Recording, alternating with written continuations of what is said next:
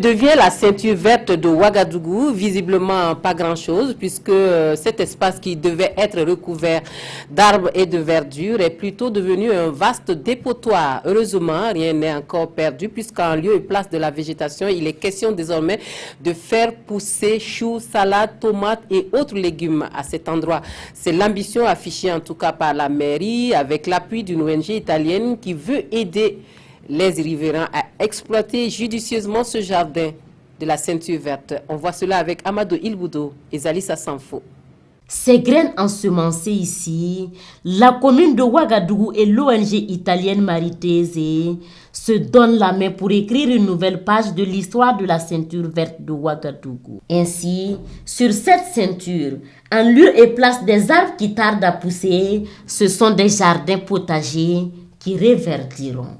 Nous n'avons pas les moyens aujourd'hui au niveau de la commune de Ouaga de planter des arbres sur toute cette ceinture, de nous en occuper.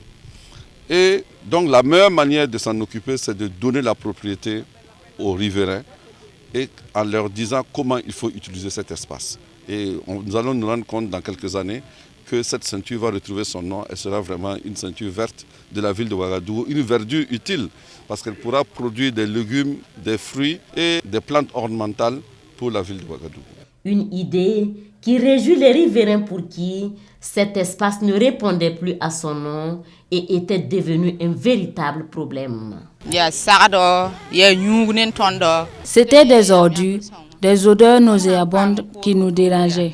Mais avec cette idée, nous allons produire pour améliorer notre quotidien.